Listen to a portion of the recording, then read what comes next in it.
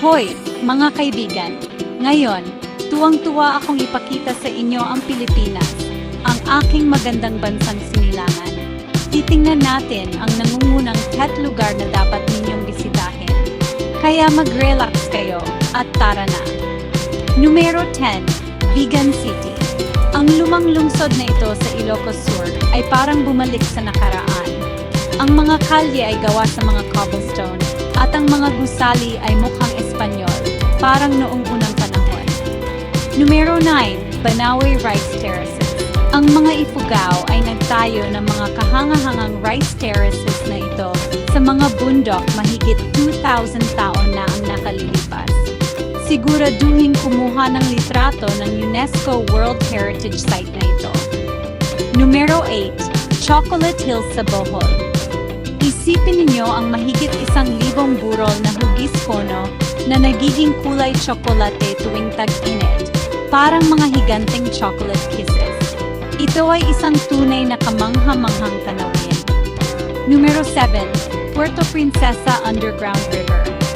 Ang kamangha-manghang ilog na ito sa Palawan ay isa sa New 7 Wonders of Nature.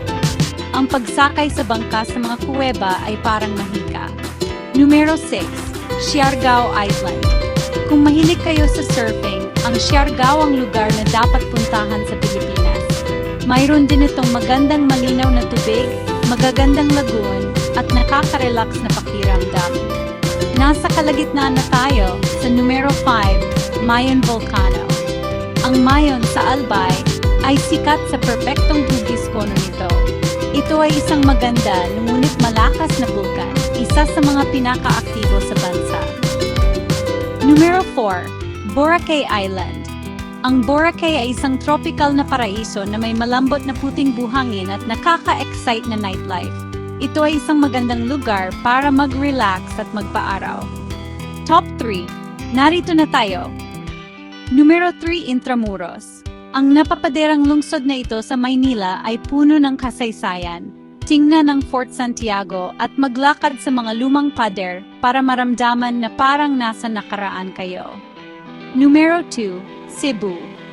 Ang Cebu, ang Queen City of the South, ay mayroong lahat. Makakakita kayo ng mga lumang landmark, magagandang beach at mga talon. At sa wakas, numero 1, Palawan. Tinatawag ng mga tao ang Palawan na Last Frontier dahil mayroon itong ilan sa mga pinakamagandang lugar sa mundo. Mula sa mga beach ng El Nido hanggang sa mga lagoon ng Coron, ang Palawan ay parang langit. Kaya, ayan na, ang top 10 na lugar na dapat ninyong bisitahin sa Pilipinas. Alin ang pinakagusto ninyong makita?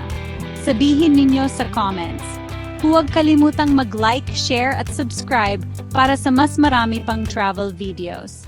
Hanggang sa muli, ingat!